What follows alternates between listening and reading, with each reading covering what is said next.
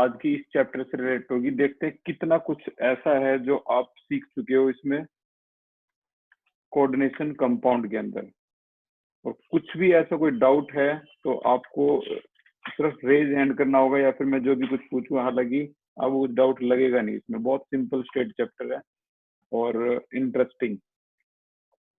तो सबसे पहले स्टार्ट करते हैं क्वेश्चन नंबर, हम पीछे की तरफ से स्टार्ट करेंगे। तो आज हमारा जो क्वेश्चन है ये है 78, और 78 में कहा है pick the correct statement with respect to MnCN6 negative. देखो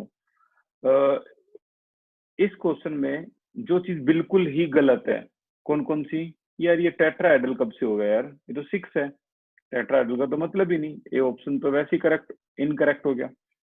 अच्छा, DsP2 कब से हो गया? इसके तो लीजन कितने हैं? 6 हैं, तो ये तो मतलब भी नहीं होता इसमें कि इसका DsP2 हो। ये भी इनकरेक्ट है। दो ही आंसर रहते हैं हमारे पास।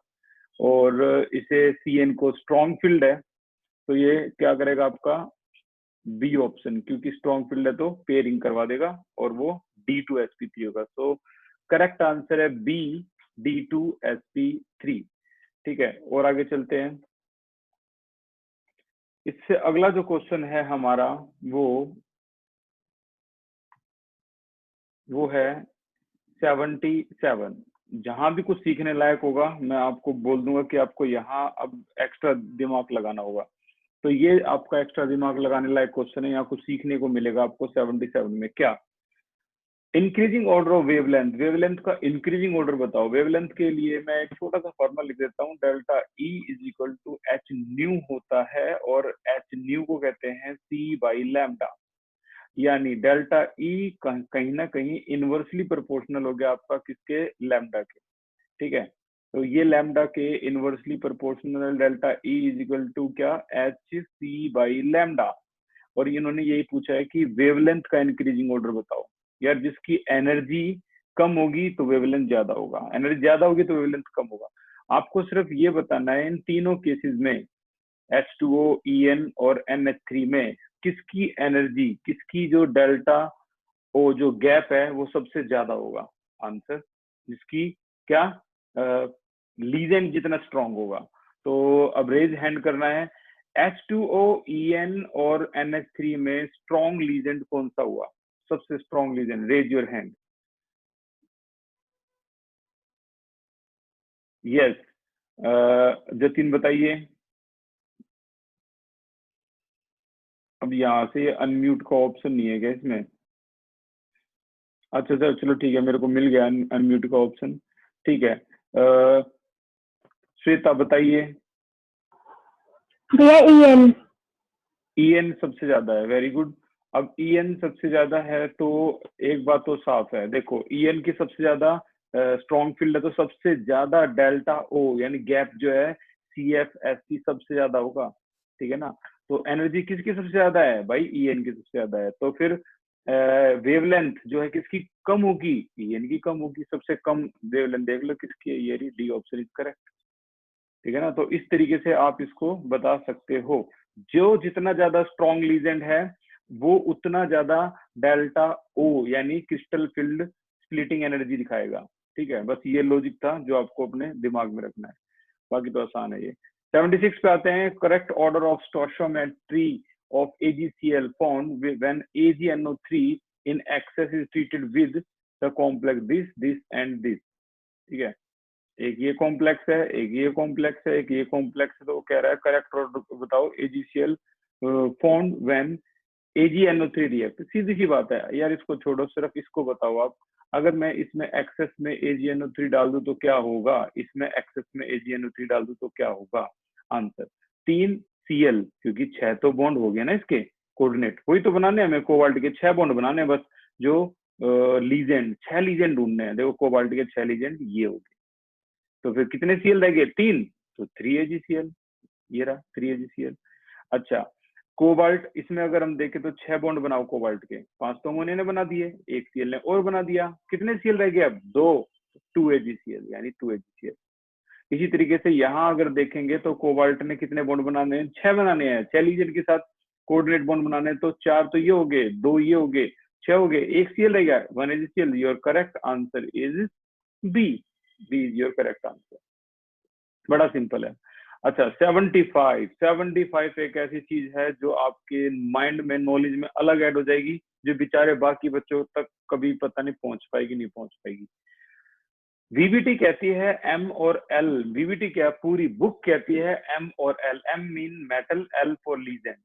जो बॉन्ड बनाता है वो कैसा बॉन्ड बनाता है? आंसर है कोऑर्डिनेट बॉन्ड बनाता है। पूरी बुक कहती है ये एम और एल।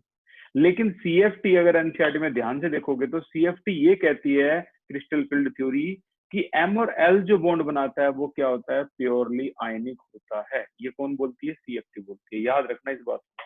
आज के लिए, आज की क्लास के लिए कुछ स्पेशल सीखना है तो ये है, सीएफटी कहती है कि एम और एल के बीच में जो बॉन्ड है वो आयनिक है, और बाकी पूरी बुक कहती है ये बॉन्ड कोऑर्डिनेट है। ओके, तो आगे चलते हैं। ये अभी इससे यहां से हटा दिया है, ये आपके एनसीईआरटी से अपर लेवल का क्वेश्चन है, ठीक है ना। ये क्वेश्चन देखो, the coordination number and the oxidation state. बड़ा सिंपल है भाई, कोऑर्डिनेशन नंबर आपको इसका देख के बताना है कि इसका कोऑर्डिनेशन नंबर क्या है। रेज योर हैंड, दिमाग लगा के raise your hand, coordination number क्या होगा? क्या बात है, एक आंसर आ चुका है। यस जतिन बताइए। 6। इसका जो कोऑर्डिनेशन नंबर है वो 6 होगा, क्योंकि EN होता है डाइडेंटेट, ठीक है, 2 और 2 4, ऑक्सिलेट होता है आपका डाइडेंटेट, तो 6, तो कोऑर्डिनेशन नंबर 6 हो गया। रही बात ऑक्सीडेशन स्टेट की, तो एक्स की वैल्यू यहाँ से निकाल लेंगे। क्या एक्स की वैल्यू साफ साफ पता लग रही है, क्या आएगी यहाँ पे?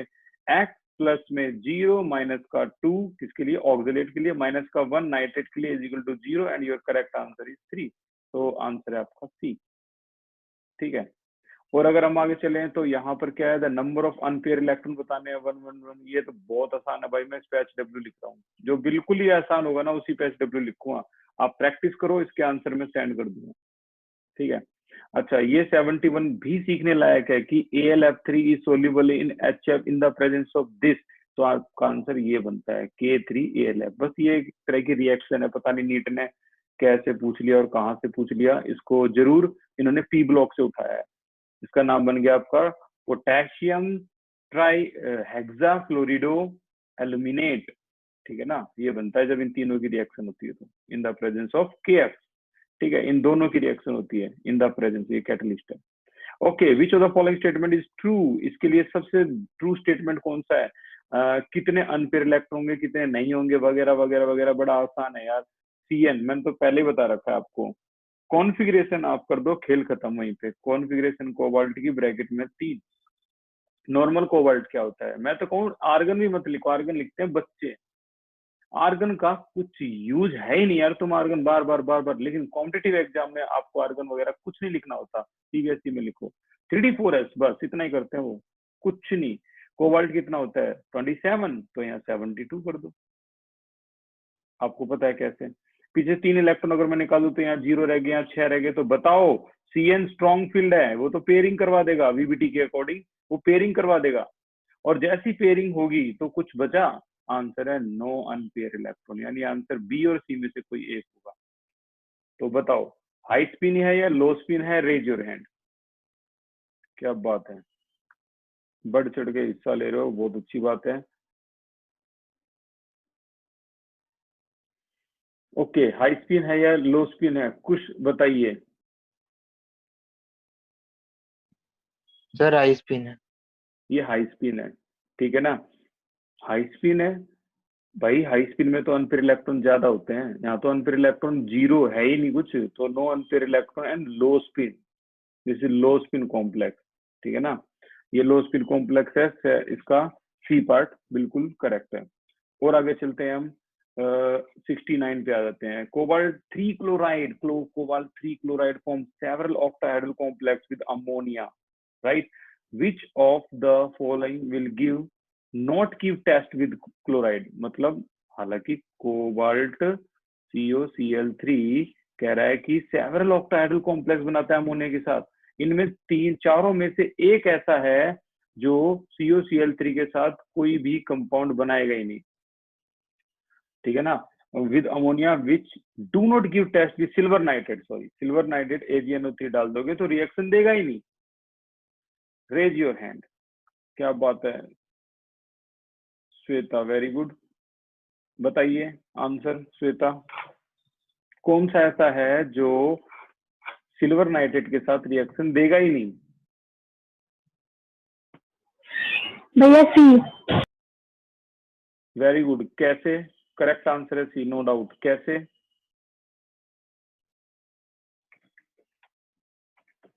यस श्वेता बताइए कैसे सी?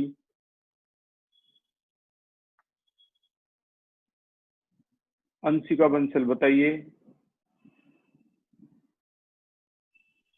क्योंकि वहाँ पे 6 पूरे हो गए, वो बाहर उसमें नहीं जा सकता AgNO3 के साथ। एग्जैक्टली क्योंकि यहाँ ऑलरेडी जो 6 है वो पूरे हो चुके हैं। अगर आप ध्यान से देखो तो कोबाल्ट के तीन ये और 3 ये 6 लीजेंड ऑलरेडी पूरे हो गए यार। अब वो थोड़ा बना देगा। अब देखो कोबाल्ट यहाँ Cl3 हो गया और NH3 का थ्राइस हो गया, तो ये जैसे ही आपके 6 पूरे हो गए, ठीक है ना, तो अब सिल्वर नाइट्रेट के साथ वो रिएक्शन नहीं करेगा। ठीक है ना, अब कोई रिएक्शन सिल्वर नाइट्रेट के साथ नहीं होगी।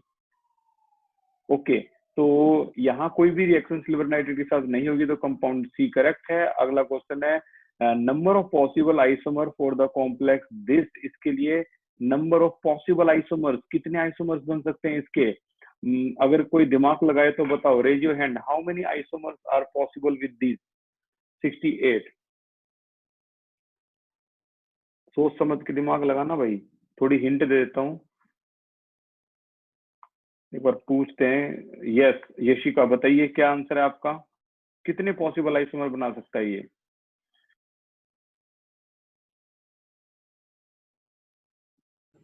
यशिका 2 इनकरेक्ट है, ये गलत है। रिया आप बताइए कितने?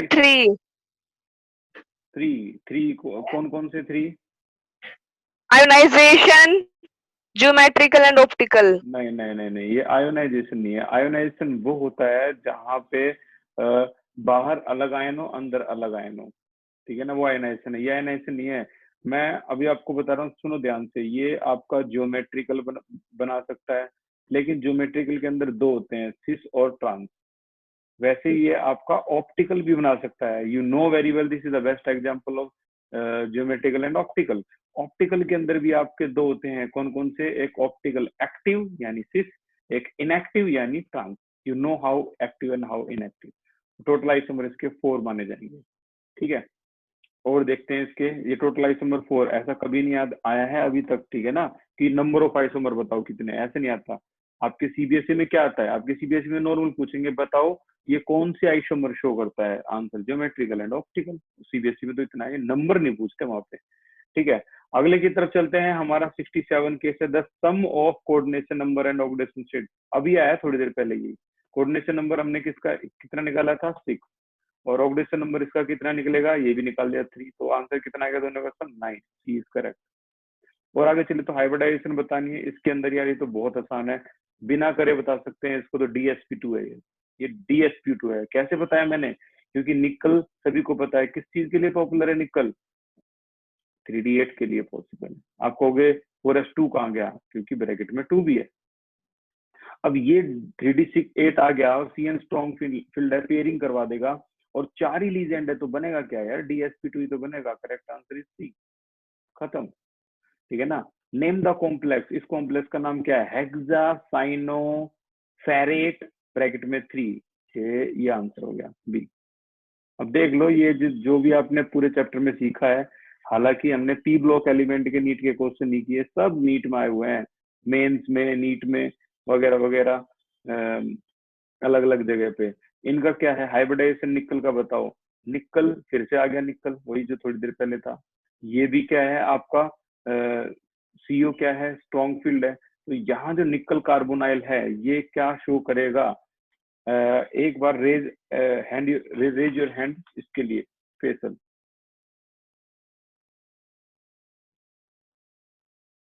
यस जतिन बताइए। जतिन बताइए।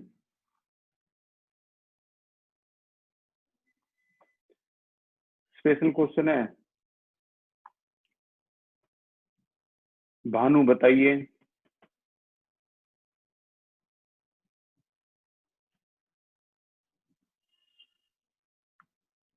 भानु बताइए। Sir sp3। sp3 very good. ये sp3 शो करेगा। होता कुछ ये है, निकल फिर से वही स्पेशल केस, लेकिन अब ब्रैकेट में 0 है क्योंकि ये न्यूट्रल है, यू नो वेरी वेल। तो क्या है ये? वही 3d8 4s2। CO क्या है? CO स्ट्रॉन्ग, क्योंकि कार्बन आ गया, पेयरिंग करवा देगा, पेयरिंग करवा देगा तो 3d10 हो गया। बच क्या गया अब खाली? अब ये यहाँ पेयरिंग करवा देगा तो ये तो 10 हो गया, ये 0 हो गया, बच क्या गया? S और P, इसलिए sp3 दिस करेक्ट आंसर। ठीक है ना। अगला जिगलर नाटा कैटलिस्ट। ये जो नई नई चीजें आती है ना, ये तीसरी नई चीज आई है। मैं बार बार बोल रहा हूँ नई चीज। नई चीज का मतलब समझ जाओ ये कुछ है, और मेरे हर वर्ड पे ध्यान दो। ठीक है ना।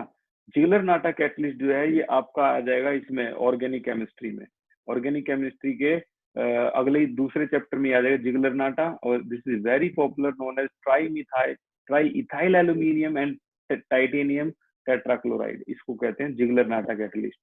ऑर्गेनिक में आप इसे याद कर लोगे अच्छी तरह से। क्रिस्टल फील्ड थ्योरी क्या एक्सप्लेन नहीं करती? मैंने अभी भी एक हैरानी की बात बताई थोड़ी देर पहले। क्रिस्टल फील्ड थ्योरी की पूरी बुक बताती है कि M और L के बीच में जो बॉन्डिंग है वो कौन सी है? कोऑर्डिनेट है। बट ये क्रिस्टल फील्ड थ्योरी क्या बताती है? Crystal field theory does not explain the following property और कोऑर्डिनेशन कंपाउंड। क्या? ये वाली covalent character of bond between metal and legend. ठीक है ना। तो ये कोवेलेंट कैरेक्टर को एक्सप्लेन नहीं करती, ये कहती है कि ये कौन सा है? आयोनिक या इलेक्ट्रोस्टैटिक फोर्स ऑफ अट्रैक्शन है। ठीक है। यस जतिन बताइए, क्या बोल रहे हो? कुछ नहीं सर, वो हो गया था। अच्छा रुपेश, एक मिनट। ठीक है, अगले क्वेश्चन पे जाने से पहले फिर से थोड़ी बहुत क्वेरी देख लेते हैं। एक बार जल्दी से बोलो भाई रुपेश। इसमें कलर के बारे में नहीं बताया था। किसके बारे में? कलर के बारे में? Crystal field theory. नहीं, क्रिस्टल फील्ड थ्योरी कलर और कलरलेस सिर्फ इस चीज के बारे में बताती है, वही अनपेयर इलेक्ट्रॉन का लॉजिक है।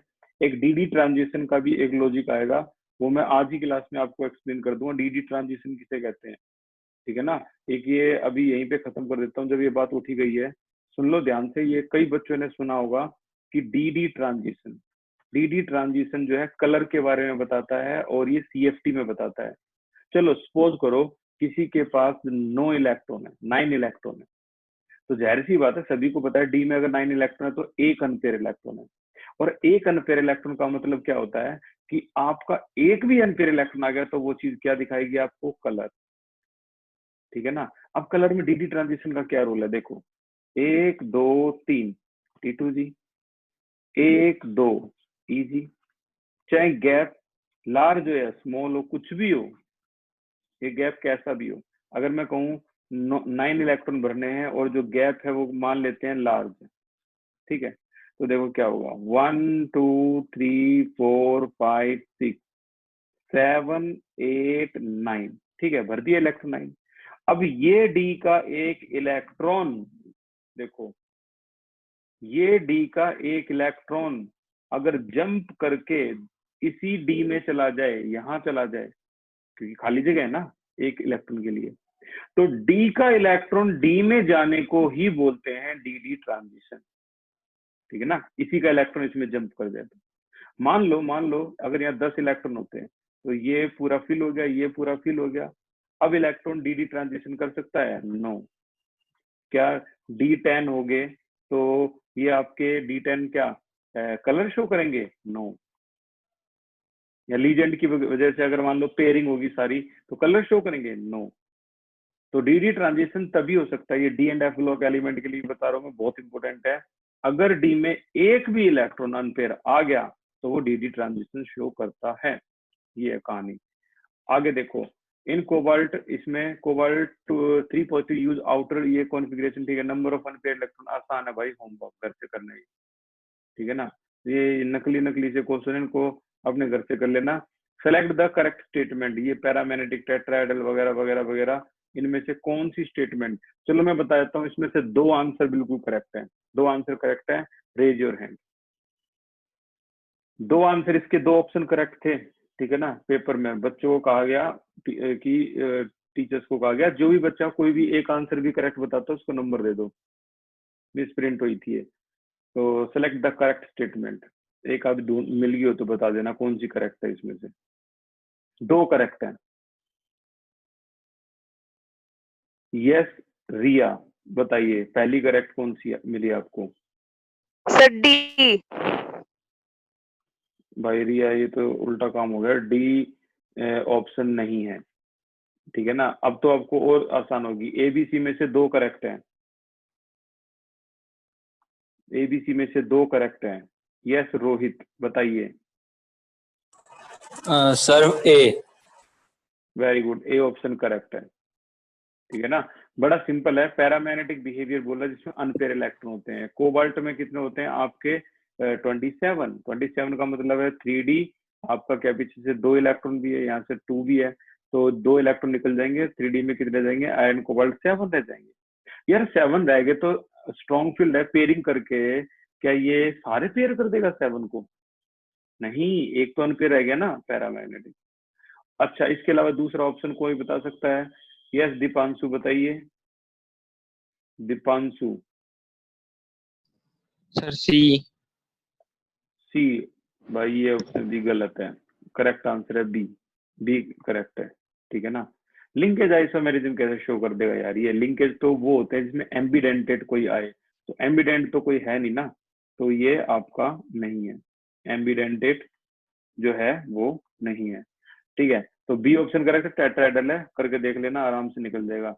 Okay, the hybridization of central atom, this and this, फिर से हाइब्रिडाइजेशन, यार बहुत सिंपल वे में आप बता पाओगे इसकी हाइब्रिडाइजेशन, इसकी और इसकी, बहुत। मैं तो बिना करे इस क्वेश्चन को बता सकता हूँ, ये आएगा DsP2, ये आएगा sp3, कहाँ है? ये रहा, ए ऑप्शन इज करेक्ट, ठीक है। इसको देख के अब तो इतनी प्रैक्टिस हो जाती है आपकी, निकल तो समझ में आ जाता है सभी को। 28 है तो का मतलब क्या है? 3D8 4s2, ये तो निकल प्रिंट हो जाएगा आपके माइंड में, इतनी बार कर करके practice practice practice practice. Select the diamagnetic complex of the following having atomic number. Diamagnetic का मतलब है जहां भी सारे पेयर मिल जाए वो डायमैग्नेटिक है। होमवर्क आसान है, कर दोगे, ठीक है ना। ये वाला क्वेश्चन भाई खुद ट्राई कर लियो, वैसे ये तुम्हारा इसमें है नहीं, अभी तक हुआ भी नहीं है ये, तो ये 12th से बिलोंग नहीं कर रहा। इनमें से बताओ भी जो द फॉलोइंग कॉम्प्लेक्स है लोअर मोलर कंडक्टेंस, अगली नई चीज सीखने लायक, मैं बोल रहा हूँ नेक्स्ट नई चीज है सीखने लायक। मोलर कंडक्टेंस कौन दिखाता है यार? चैप्टर नंबर कौन सा? 3rd, electrochemistry. मोलर कंडक्टिविटी वो दिखाता है जिसके ज्यादा आयंस हो। किसके आयंस ज्यादा होंगे इसमें? भाई कोबाल्ट को तो आदत है 6 बॉन्ड बनाने की, ठीक है ना, तो 6 बॉन्ड कहाँ कहाँ बन जाएंगे इसके? यहाँ बने पड़े हैं, ठीक है ना। और इसमें कितने काउंटर आयन आएंगे? अब तो पता होगा यार, 3, क्योंकि 6 तो ये बन गए ना कोऑर्डिनेट, 6 लीजेंड, ठीक है ना। तो 3 काउंटर आयन है, यानी भाई 3 काउंटर आयन ये हो गए और 1 आयन ये हो गया, 4 आयन है, हाइयर मोलर कंडक्टेंस। यहाँ देखेंगे तो कितने आयन है टोटल? 4 और 2 6, 1 आयन है, मतलब काउंटर आयन कितने यहाँ पर? 1 ही है, Cl। यहाँ देखोगे तो कितने काउंटर आयन है? 5 और 1 6, 2 काउंटर आयन है, यहाँ 2 काउंटर आयन है, यहाँ 1 काउंटर आयन है, यहाँ 3 काउंटर आयन है। यहाँ अगर देखोगे तो कोबाल्ट ने 6 बॉन्ड बना लिए, 3 अमोनिया के 3 Cl के, कितने काउंटर आयन है? 0, कोई है ही नहीं काउंटर आयन। तो सबसे लोएस्ट मोलर कंडक्टेंस कौन दिखाएगा? तब तो पता लगी क्या होगा, आंसर है ए, ये सबसे लोएस्ट मोलर कंडक्टेंस दिखाएगा। अगला है how many isomer are possible, अभी थोड़ी देर पहले बताया था भाई, इसके 2 cis trans, geometrical 2 cis trans, मैं कह रहा हूँ ऑप्टिकल के 2, ज्योमेट्रिकल के 2, टोटल आंसर है 4। और आगे चलते हैं, इसमें देखो 54 में विच of the following show optical isomerism, कौन कौन शो करता है? दिमाग लगा के, ठीक है ना, रेज योर हैंड।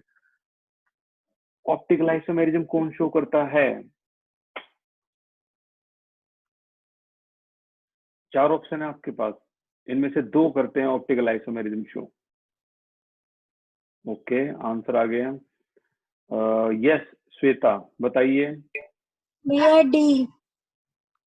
एक तो करता है डी, वेरी गुड। ये तो यार पहले ही टाइप थी भाई, लीड लगा लो अपनी,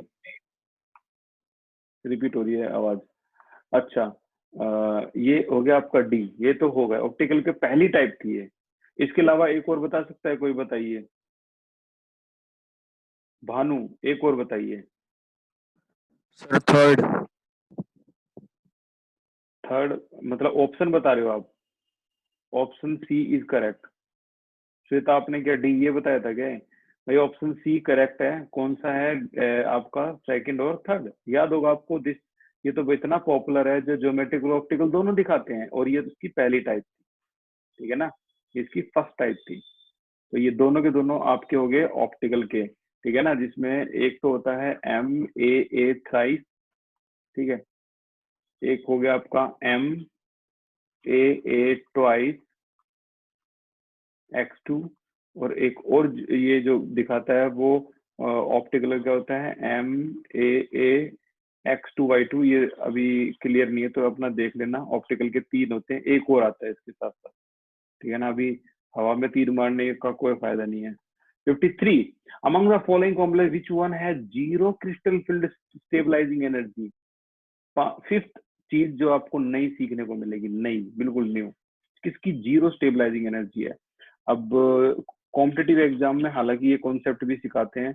देखो, अगर आपको CFSE, मैं साइड में लेके एक बार बता देता हूँ, CFSE स्टेबलाइजिंग एनर्जी, अगर क्रिस्टल फील्ड स्टेबलाइजिंग एनर्जी निकालनी है तो आंसर होता है 0.4x plus 0.6y delta O into में डेल्टा ओ, बस इतना ही।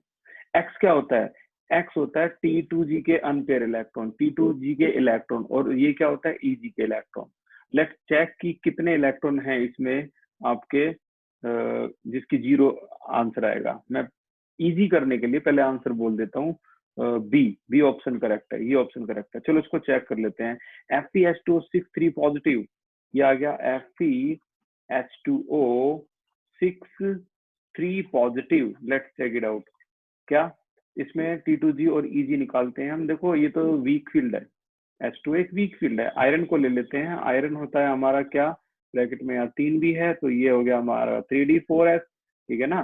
तो कितना 26 है, तो 2 और 6, पीछे से 3 इलेक्ट्रॉन निकाल दो, यहाँ से 0 रह गया, यहाँ 5 रह गया। और वीक फील्ड है, वीक फील्ड का मतलब समझो 1 2 1 2 3। वीक फील्ड का मतलब जो गैप है वो क्या आएगा? वो स्मॉल आएगा। स्मॉल आएगा तो इलेक्ट्रॉन कैसे आएंगे? 1 2 3 4 5। चलो लिखते हैं यहाँ पर, T2G में आ गए 3, EG में आ गया आपके 2। अब दोनों इलेक्ट्रॉन अगर मैं फिल कर दूं यहाँ पे, तो देखो -0.3 इंटू में x की वैल्यू क्या है? 3, या 0.6 इंटू y की वैल्यू क्या है? 2 डेल्टा ओ। आंसर क्या आया? ये आ गया हमारा 4 इज 12, 1.2 माइनस का, और यहाँ प्लस का 1.2 delta O. As you can see answer is 0 answer हो गया, ठीक है ना। तो यह इस तरीके से आप निकाल सकते हो किसकी? Crystal field stabilizing energy. Okay, और आगे चलते हैं। इनमें से which of the following complex to be anti cancerous? Anti cancerous कौन सा होता है? Raise your hand. क्या बात है, इतनी जल्दी। ओके मानवी बताइए, कौन सा होता है anti cancerous? Sir B. B option is absolutely correct. ये होता है आपका एंटी कैंसरस, इसे एंटी ट्यूमर एजेंट भी बोलते हैं, और इसी का नाम होता है सिस्प्लेटिन। यही होता है सिस्प्लेटिन। अब बच्चे थोड़ा कंफ्यूज हो जाएंगे सिस्प्लेटिन के नाम पे, वो इसको भी सिस्प्लेटिन सोच सकते हैं, पीटी आ गया तो, बट एक्चुअल फॉर्मूला सिस्प्लेटिन का किसी को जानना है, जो कि जानना भी चाहिए, एक नई चीज है, रजिस्टर के टॉप पे लिखो, ये 6 नई चीज है, this is known as cisplatin, anti cancerous, ठीक है ना। और एंटी कैंसरस में ये कैंसर सेल जो हमारे बॉडी में जनरेट होते हैं उसको किल करता है। कैंसर यही नहीं कि सिगरेट स्मोकिंग और टोबैको से हो गया कैंसर। कैंसर होने का ना एक बहुत मेन जो कॉज है, जैसे ब्रेस्ट कैंसर है, जैसे उसमें स्टमक के अंदर कई तरह के अलग अलग कैंसर होते हैं, इसमें इंटेस्टाइनल कैंसर भी होते हैं, ठीक है ना। उनका एक कॉज ये भी है, जब भी आप खाना खाओ तो अपने पेट को 30% या 20% एम्प्टी खाली छोड़ दो, हर बार खाली छोड़ दो। मैं बहुत बड़ी बात बोल रहा हूँ, निचोड़ बोल रहा हूँ मैं। निचोड़ का मतलब है, मैं इसका जो आउटपुट है, रिजल्ट है, वो बोल रहा हूँ। मैं इतनी यहाँ बैठ के सारी थेरेपी तो समझाऊंगा नहीं, इसका रीजन क्या वगैरह वगैरह। स्टमक जब भी आप भरो तो उसको 20% एम्प्टी छोड़ दो खाली, और 80% उसको फुल करो, ठीक है। इससे होगा क्या बताता हूँ। आप 100% स्टमक को फिल कर दोगे ना, तो आपका स्टमक नए सेल्स प्रोड्यूस करता है उस खाने को डाइजेस्ट करने के लिए। न्यू सेल प्रोड्यूस करता है स्टमक के अंदर नए सेल जनरेट होते हैं। और जब नए सेल बन रहे होते हैं ना, उसी टाइम कुछ खराब सेल भी बनते हैं, कुछ अच्छे सेल बनेंगे और साथ साथ कुछ खराब सेल भी बनेंगे। यही सेल कैंसर सेल होते हैं, ठीक है ना। और अगर आपने 20% स्टमक खाली छोड़ दिया, ठीक है ना, थोड़ी ऐसा होना चाहिए कि खाना खाने के बाद भी हल्की भूख और लग रही है। कुछ डॉक्टर तो ये भी कहते हैं एक एप्पल भी आप खा सकते हो, इतनी जगह छोड़ दो। इससे क्या होगा कि अब आपका जो स्टमक है, जो भूख लग रही है उसको, वो 80% आपका जो खाना खाया है वो तो आपका खा जाएगा, एब्जॉर्ब कर लेगा। और जो थोड़े बहुत डेड सेल, जो कैंसर सेल जो मैं बोल रहा हूँ, खराब सेल है, वो उनको भी खा जाएगा। स्टमक अपने ही सेल्स को भी खा जाता है। जब हम भूख लगती है तो हम अपने ही मतलब फैट को खा रहे होते हैं उस टाइम, ठीक है ना। तो वो उन डेड सेल्स को भी खा जाता है हमारा स्टमक। और अगर 100% फुल कर दिया तो स्टमक इसी में लगा रहेगा और ये सेल बनते रहेंगे। इसीलिए जो लोग सिगरेट स्मोकिंग नहीं भी करते, उनको भी कैंसर होते हैं। ओके, आगे चलते हैं। ये एंटी कैंसरस था आपका कौन सा, cisplatin. The charge on central atom in the निकल, इस पे कितना चार्ज है निकल पे? यार साफ साफ पता लग रहा है 0 चार्ज है, तो ये तो न्यूट्रल होता है, तो 0 तो करवाना भी नहीं चाहिए था। ओके, ये आपका होमवर्क है। ऑक्सीडेशन नंबर क्या होमवर्क, ये भी 0 ही है। अच्छा, which of the following paramagnetic, very easy, ये भी कर लोगे आप। विच ऑफ द फॉलोइंग डायमैग्नेटिक, बहुत आसान है, 2 मिनट में कर दोगे। एंटी कैंसरस एजेंट कौन सा होता है, अभी भी कराया सिस्प्लेटिन, ये एम्स में भी आया था, all India institute of medical science, ठीक है ना। तो ये सिस्प्लेटिन होता है, आप अपना इसको ध्यान में रखो। अच्छा, in a particular molecule this angle, इसका अगर दिस है, COCl का एंगल दिस है, जो भी है, the isomer is known as, याद करो ये फॉर्मेट हम पढ़ चुके हैं, हमने सारे आइसोमर पढ़ लिए। कोबाल्ट अमोनिया का 4Cl2, ठीक है। तो अगर ये कह रहा है कि ये 90 डिग्री पे है दोनों Cl, तो क्या आप इसको 90 डिग्री वाला वो बनाओगे क्या डायग्राम को? ये हो गया आपका 90 डिग्री पे, दोनों Cl 90 डिग्री पे है। ये आंसर है नहीं, ये तो आपका ट्रांस है, 90 डिग्री वाले ये तो नहीं है, नो। तो फिर कौन से 90 डिग्री वाले होते हैं? याद करो, हम एक और बनाते थे और अच्छी तरह से डायग्राम की प्रैक्टिस की थी हमने। एक Cl यहाँ, एक Cl है, ये 90 डिग्री पे है एक दूसरे के, ठीक है ना। और ये आपका NH3, ये आपका NH3, ये आपका NH3, ये आपका NH3। तो वो इसी के बारे में पूछ रहा है, ये जो 90 डिग्री पे है COCl, तो बताओ ये कौन सा आइसोमर होता है? आंसर ये सिस आइसोमर होता है, ठीक है। आइए पैक बता दोगे आप, होमवर्क। ऑक्सीडेशन नंबर इसका क्या होगा? 3 + 3, ये हो गया, ठीक है ना। You can calculate easily. अच्छा, which of the following ligand is not a chelating ligand, इनमें से कौन सा चिलेटिंग लीजेंड नहीं है? EDTA चिलेटिंग है, EN चिलेटिंग है, ऑक्जेलेट चिलेटिंग है, डाइडेंटेट, पॉलीडेंटेट या हेक्साडेंटेट, पायरिडीन चिलेटिन नहीं है, ठीक है ना। और आगे चलते हैं। The coordination number of the platinum, इसका कोऑर्डिनेशन नंबर क्या आएगा? साफ पता लग रहा है 2 आएगा, देख लियो। अच्छा, द मैग्नेटिक मूवमेंट अगर इतनी आ जाए, BM magnetic movement, you know very well, magnetic movement is equal to number of electron upon n+2, इस तरीके से मैग्नेटिक मूवमेंट होती है। तो आपको क्या करना है, हर किसी में अनपेयर इलेक्ट्रॉन काउंट करने और देखना है किसका मैग्नेटिक मूवमेंट इसको टच कर रहा है। 1.732 किसकी वैल्यू होती है? 1.732 बताओ, 1.732 किसकी वैल्यू होती है? यस कुछ बताइए। सर √3 की वैल्यू होती है, वेरी गुड। और √2 की वैल्यू होती है 1.414, ठीक है ना। तो यहाँ जो 103 की वैल्यू 1.732 है वो तब आएगी जब आपकी नंबर ऑफ इलेक्ट्रॉन 1 आ जाए। ये देखो, यानी √3 आ गया, यानी आंसर आ गया आपका क्या 1.732, ये आ गया।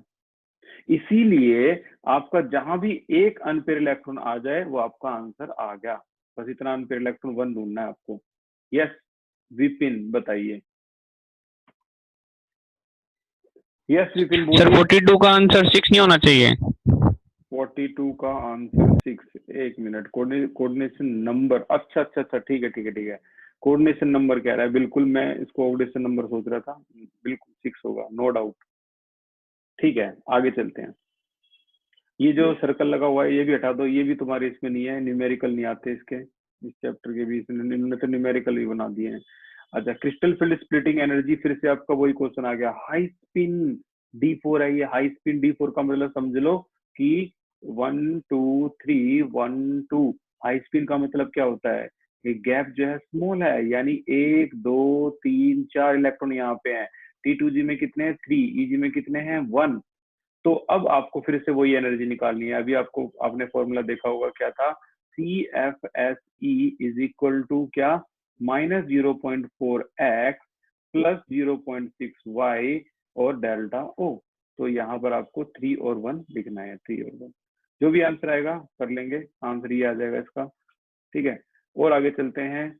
क्वेश्चन है, in a particular isomer this angle, वही है आगा, बताओ क्या है ये सिस है, सिस आइसोमर है ये, अभी भी थोड़ी देर पहले ही आया था। अच्छा फिर से अब ये 8th नॉलेज इंक्रीज हो रही है आपकी। 8th क्वेश्चन ऐसा है जो नया है, क्या है, acetyl acetone, acetyl acetone ACAC। तो ये जो ACAC है ये आपका एसिटाइल एसीटोन एक लीजेंड है, तो वो बता रहे हैं ये लीजेंड जो रिंग बनाता है वो कैसी रिंग बनाता है। ठीक है ना, तो देखो ये लीजेंड रिंग बनाएगा, ACAC डाइडेंटेट होता है, इसके लिए स्पेशल लिख रहा हूं मैं, डाइडेंटेट, डाइडेंटेट। ठीक है, एसिटाइल, इसको इसका डायग्राम भी कुछ इस तरीके का होता है, double bond O double bond O। ठीक है ना, इस तरीके का डायग्राम होता है इसका, ये CH3 तो ये डाइडेंटेट होता है। जैसे मान लो मेटल आ गया तो मेटल से यहाँ से और यहाँ से लाइगेट हो जाएगा ये। ठीक है, तो ये पूछना चाह रहे हैं कि ये जो है ये रिंग ऑफ चिलेट जो है वो कितने मेंबर की रिंग होती है। ठीक है ना, तो आंसर है, तो आंसर इसका हम बताएंगे। एक बार मैं इसके आंसर को बताऊं तो कितने मेंबर हो जाएंगे। यस मानवी बताइए कितने मेंबर हो जाएंगे इसके। 6 मेंबर। 6 मेंबर तो कुछ ज्यादा मेंबर नहीं होंगे इसमें। एक ही जो अगर सारे टोटल काउंट करें तो 6 हो जाएंगे। अगर वैसे अगर हम देखें इसके तो 6 मेंबर। उर्वशी आप बताइए। यस उर्वशी बताइए। हाँ ये 3 मेंबर।